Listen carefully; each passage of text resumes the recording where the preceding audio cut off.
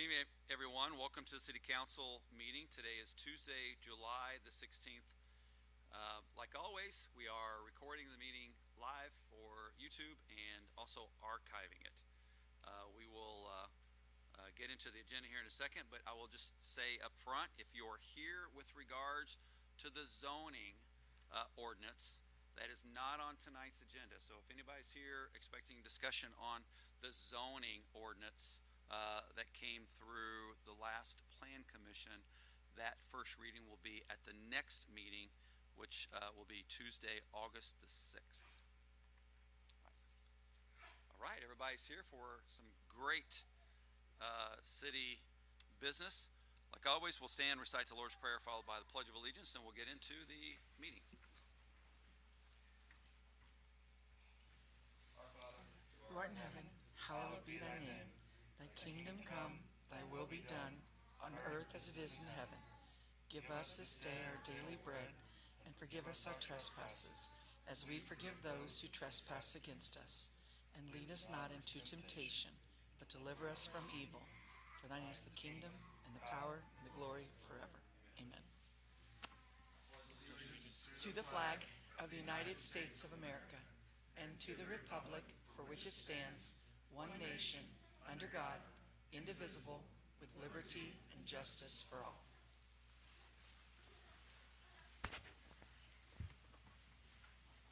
Clerk, may we have a roll call, please? Certainly. Sorry. Patrick Tubenow. Here. Carla Krebs. Here. Lucy DeTillo. Here. I'm so sorry I brought my paperwork not with me. So I've got Joshua. Oh. Here. Sorry. Joel Stroll's absent. Jim Hartley. Here. And Josh Weber. Here. Wilbur, sorry. I'm so sorry. Council, have you had an opportunity to read the minutes from July 2nd meeting? If so, please, I'll accept a motion to approve the minutes. I'll make the motion to approve the minutes. I'll second. Any discussion? Yeah. All in favor, please say aye. Aye.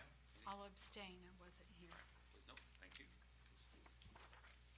All right, first order of business is to invite Madison Police Department Chief Scudder and new police officer Alex Ball for swearing in. I know you've got the mic there, but if you'd like to introduce Alex and just talk a little bit about, and he as well will do the swearing in. Yeah, so this is Alex Ball. He comes to us from the Switzerland County Sheriff's Department. He was also, prior to that, at the Jefferson County Sheriff's Department, so I think he's got 2.5 years experience as a patrol officer. So he's born and raised here, lives here with his family, so I think he's going to make a great addition to the police department. Excited to have him.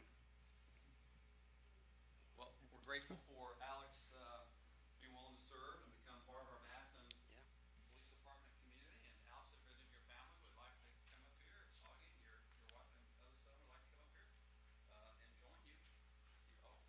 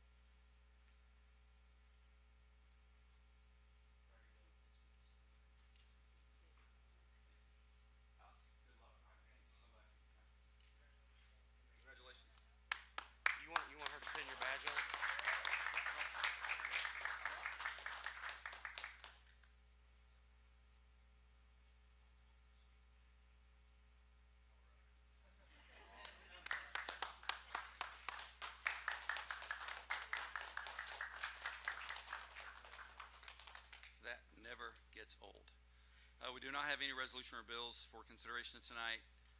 Council, other than any reports, recommendations, or other business from standing or select committees of the City Council? Hearing none. Moving on, we'll have reports of city officials. We'll invite Hannah Mahoney, Director of Communications, for intern recognition. Hey Council, I'm going to go ahead and invite our interns up, so if you all want to join me up here.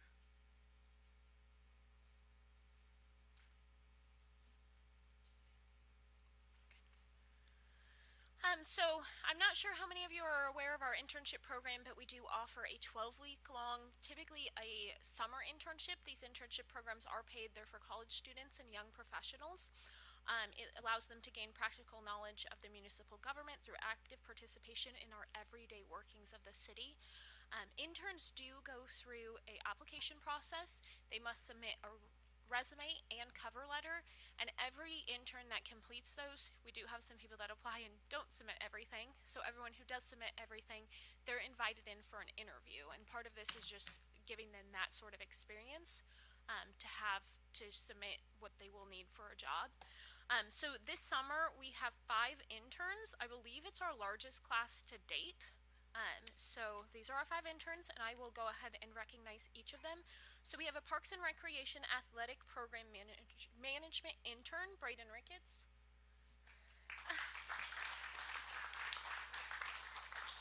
Braden assists with the coordination of various athletic programs and seasonal leagues. Sure, you can hand those out.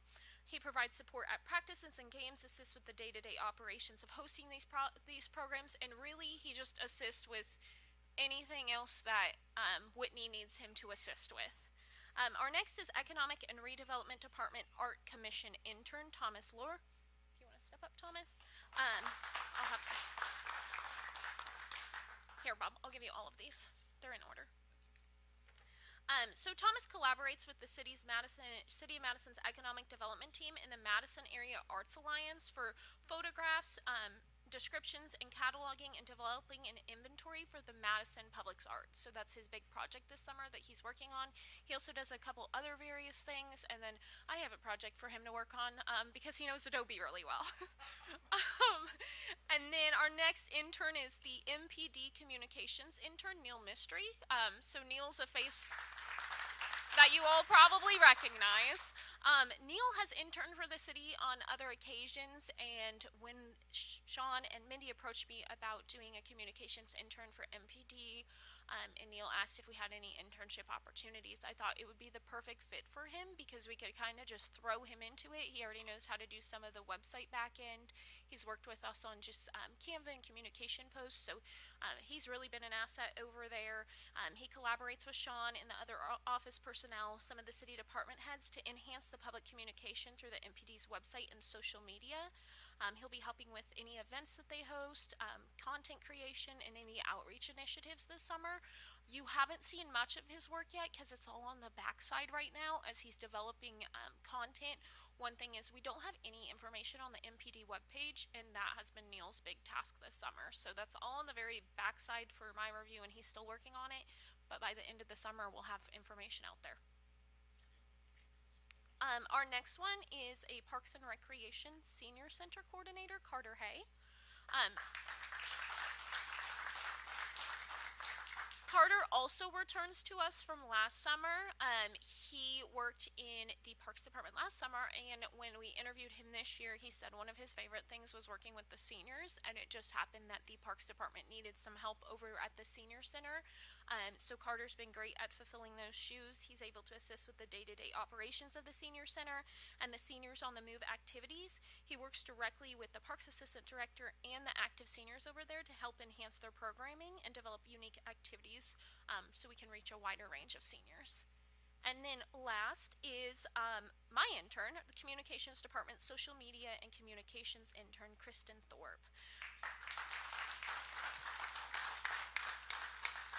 So Kristen is brought in to primarily help with parks. So lots going on with the parks, but if you've not been paying attention, there is a ton going on with the parks. So they need a lot of help. So she is helping with the creation, the scheduling, and the publishing of engaging multimedia content that aligns with our branding guidelines. She helps write copy for social media. She's following trends. She's collaborating with me and and their department. And she's also going to be helping with promoting any sort of events that they have. And then she also will eventually be helping with MPD stuff as well. So she's been a big help this summer. So far, she's only been here a short while. But these are our 5 interns, and we'll grab a picture, Tony. Squeeze in there. Maybe stuff it away. No, it's okay. I'll just take a picture.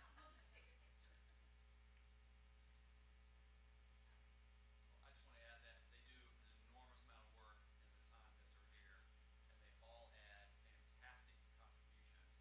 And one of the things I enjoy most about working with them is their energy, right?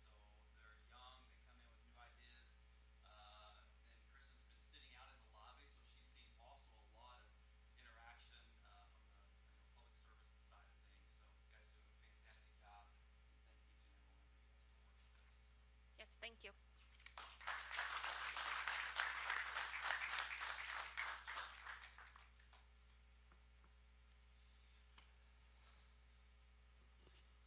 I'll ask our utility superintendent, Brian Jackson, to give a report to council.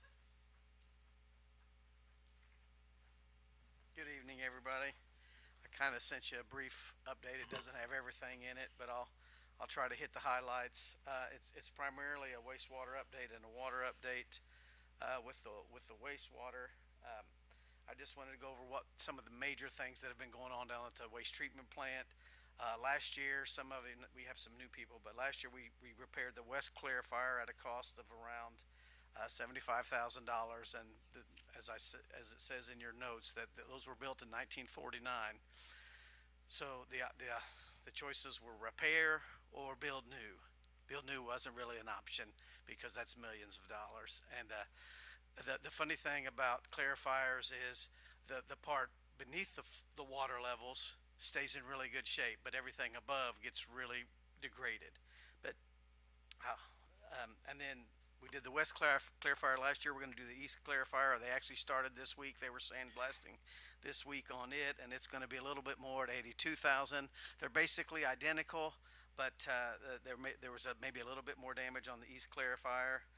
And as I say in there, I bring the quotes to the BPW, they review them, we approve the contractors, and we move on from there.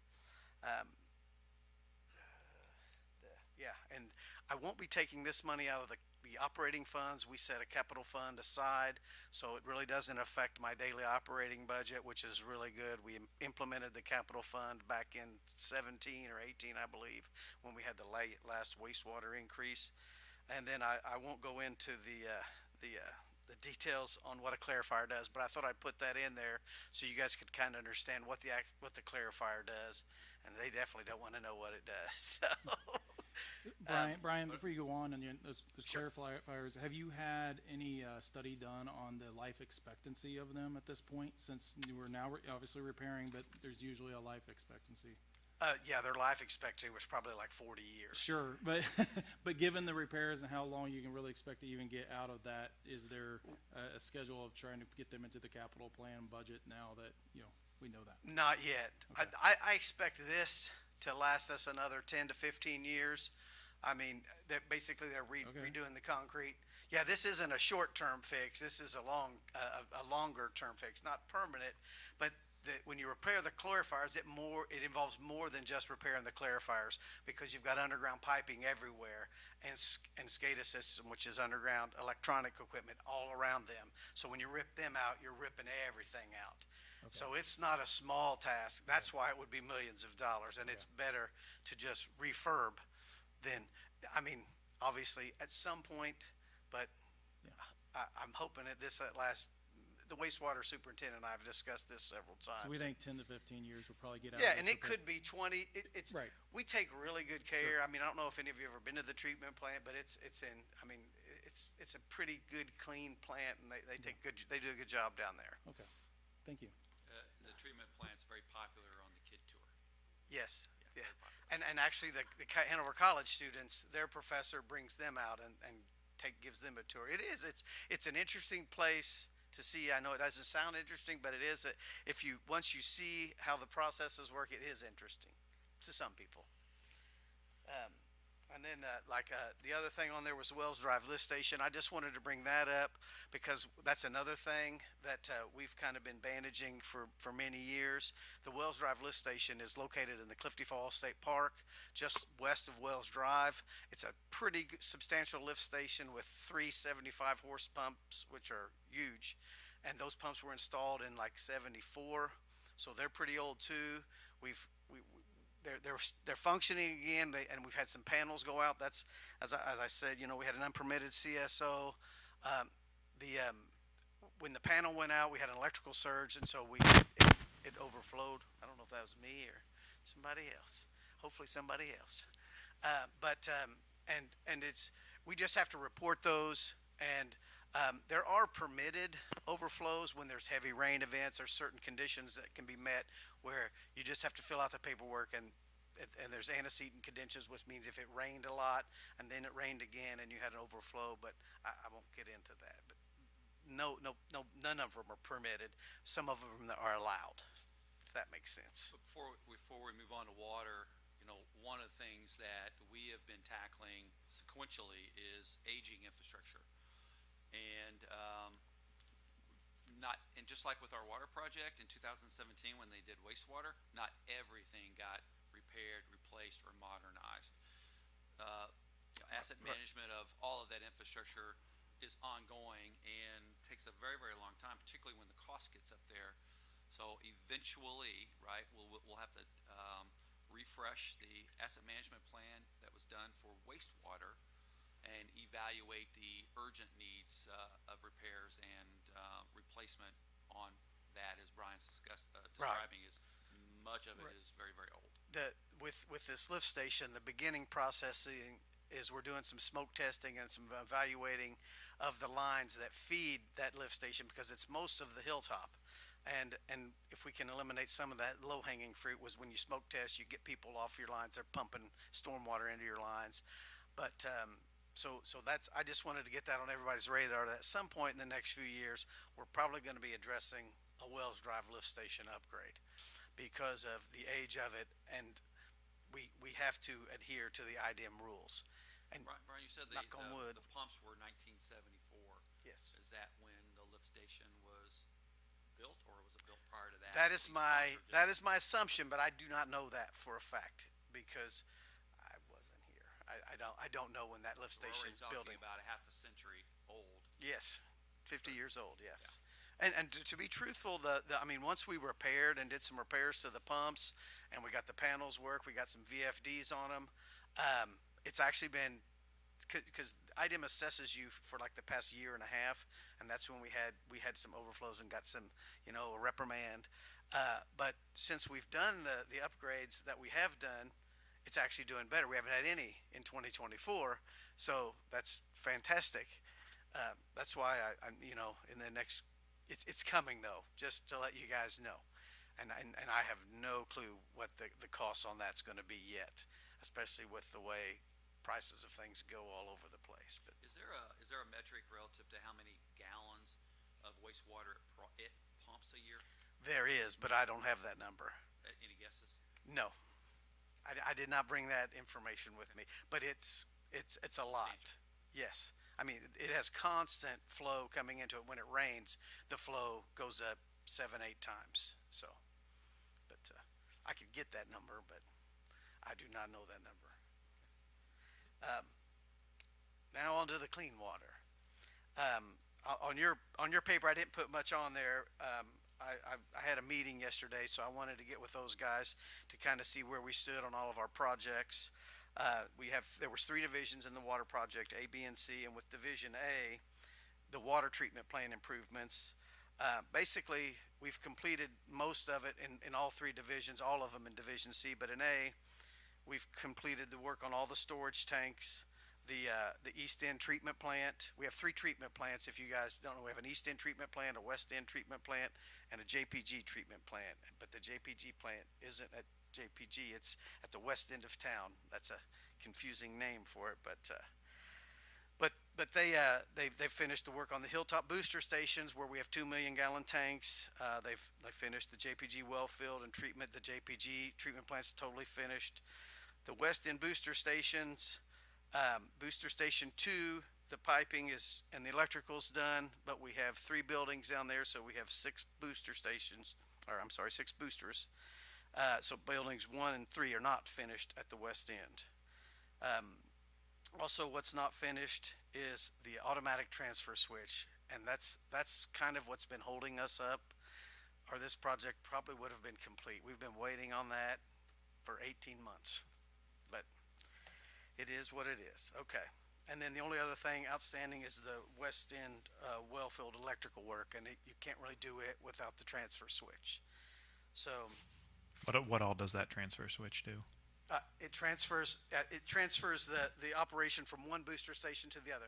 It's all automated, and so when the well's pumping, it'll kick on. And if we have 2 million-gallon tanks up on the hill. If they start getting low, it's a whole series because you have towers that the tanks fill.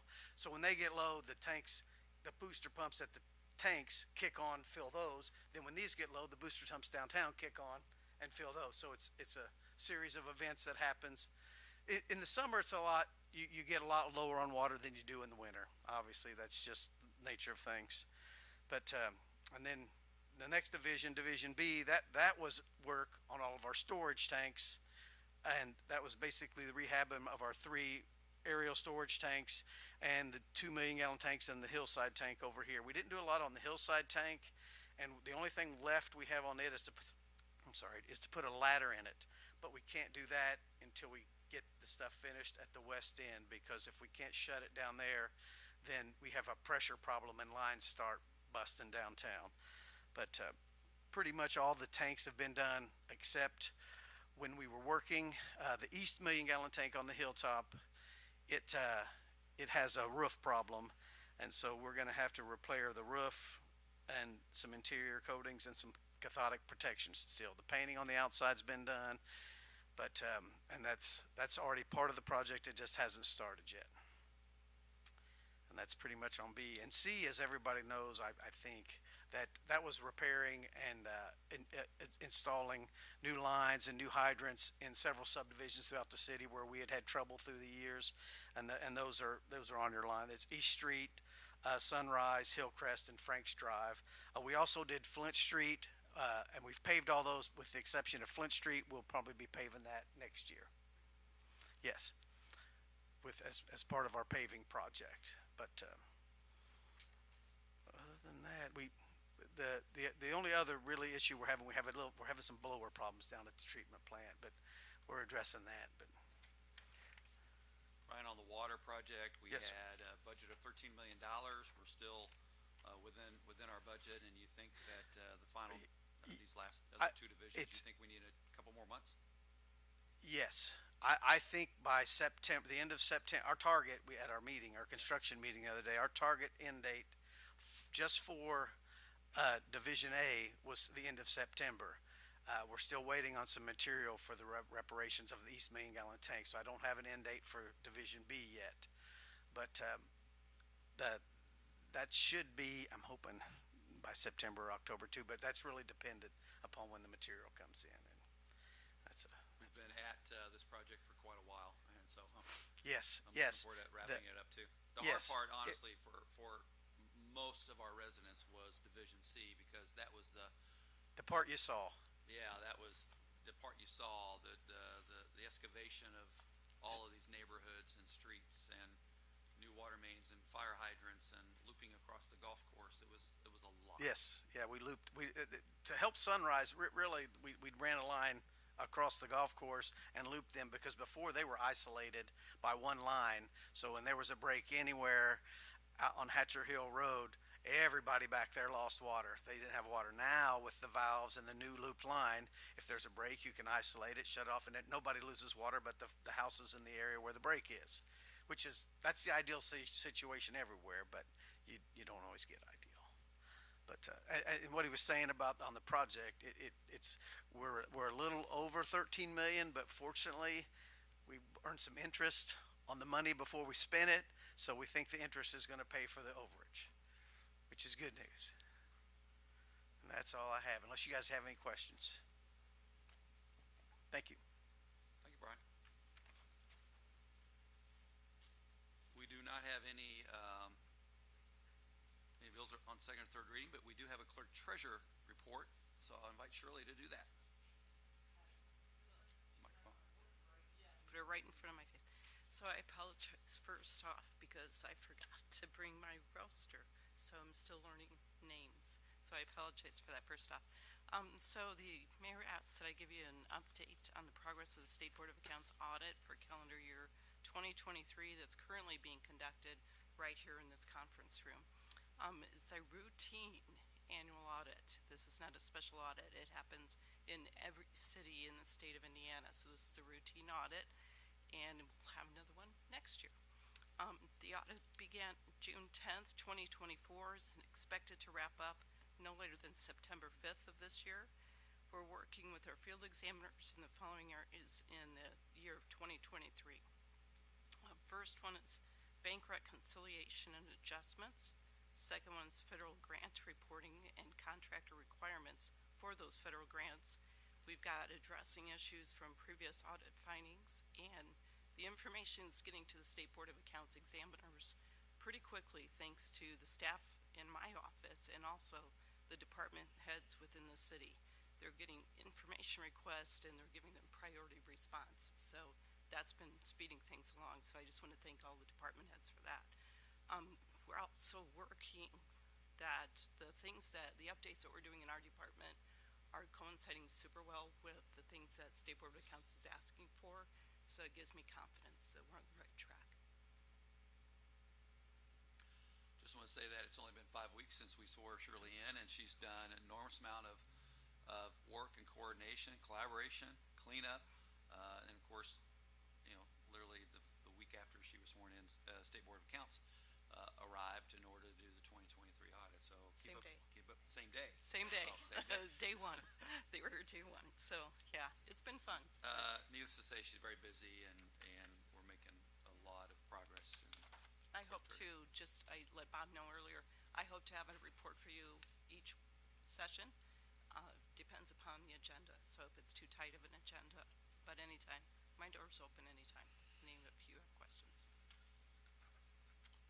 Thank you, Shirley, for that good report. And moving on, no bills on third or second reading. And now we'll turn to public comment. If anybody's here who would like to address the mayor's office and city council, please come to the podium and provide your name and address and your remarks, please.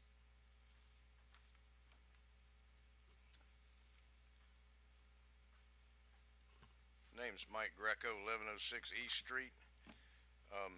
We just had East Street paved. It looks beautiful. I couldn't say any more about it. I mean, it's awesome. But I have a concern. 2 years ago, maybe 3 years ago, on Hill Street, which is a gravel road that runs right off the end of East Street, it has to be mowed and graded every couple months and new gravel put down. They put some corrugated pipe through there to move the water off of that street. And if you stand there and you look down, I mean, if there were 100 engineers standing there, you'd look down and you'd say, well, that water's going to go out the pipe, go down 60 feet right into the creek. Well, it did, except for about the last 20 foot. It turned right, came right down my driveway, and actually started to undermine the foundation of my garage. At that time, I was having a driveway put in the back, so I just had the contractor cut a ditch across there, and it moved it right into the creek, which is no problem, and didn't cost me anything extra. He did it. But after they paved the street, they went up Hill Street about 60 feet with new asphalt. Well, now the transition from the asphalt to the gravel, there's nothing to slow that water down. It actually speeds up, and now it's washing that gravel all down. And I've got a picture coming down. Wow. And then there's another one. This last rain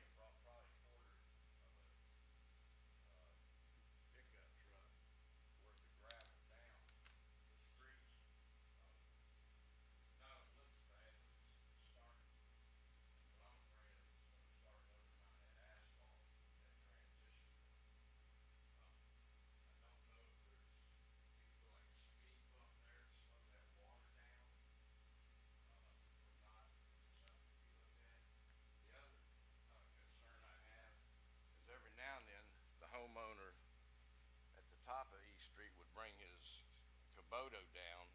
And of course, this is when the asphalt was all torn up and everything, and it scraped that gravel up and put it back. Well, now you have new asphalt, and I'd hate to think somebody taking a grader and going across that new asphalt. You know, and this was from the last rain. You know, we're going to get a storm tonight and tomorrow, so it's just going to be more. And then, like I say, it's, you know, not upset about it or anything, but I just hate to see that new asphalt start to deteriorate so soon. I mean, it's just a beautiful job that the city did, and I appreciate it. And it's just a concern to think about. Thanks for sharing that, and thanks for your patience, because that was one of the first roads that was affected by our water project, and it was the first one when we came back to do the paving, but it was after all the other excavation was done. We'll have street department might come down and look at that. I wasn't aware that they had went uphill road. I think that's a private driveway, but in the county. But it's kind of county, city. At the connection, yeah.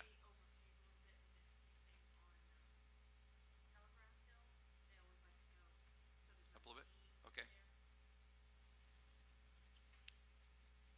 We'll have a street department look at that.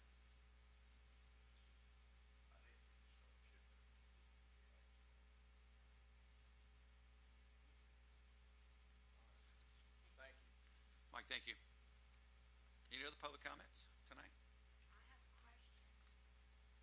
Debbie Beeman, where do I live, y'all? 70910. When are the garbage cans coming out? Because I could really use one.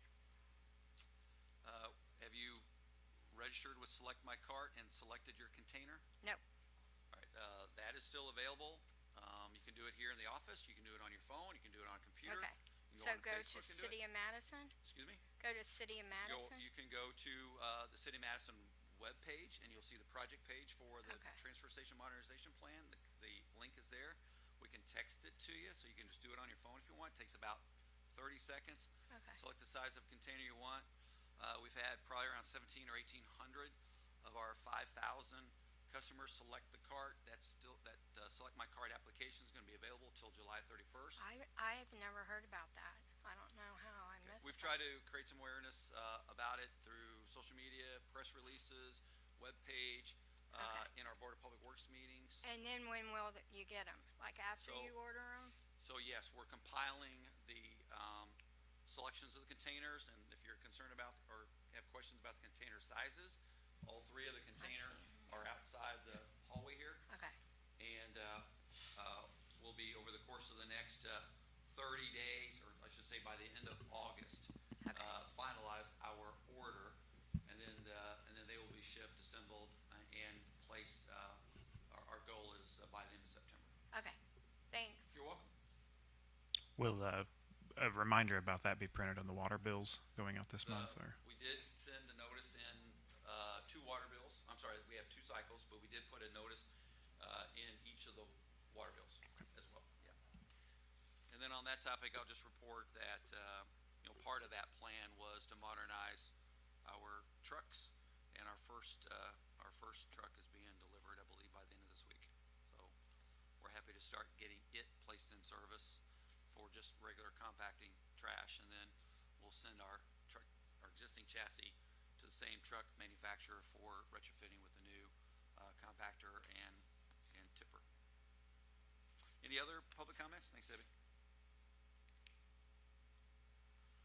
Hearing none, we'll move on with a couple of updates before we adjourn. I just want to mention a couple things. First, I want to send thoughts and prayers to the victims of the attempted assassination of former President Trump last weekend. That was a tragic event for our community and our country, and as we lean into the final part of this election season, I hope that calmer heads prevail from national level all the way down to the local level. Would also like to mention that this Friday, July 19th, the American Cruise Line will be here with 2 ships, and it's going to be a sight to see. I'm not sure how long it's been since we've had 2 cruise ships simultaneously here, but they will be bringing several hundred several hundred passengers with them. I know Lucy and everybody at VMI are getting ready for their shore excursion, so it's going to be honestly pretty exciting just to see them here. President of ACL will also be making a unique visit to the city of Madison, and we'll be hosting them on Friday. I did mention a trash modernization plan.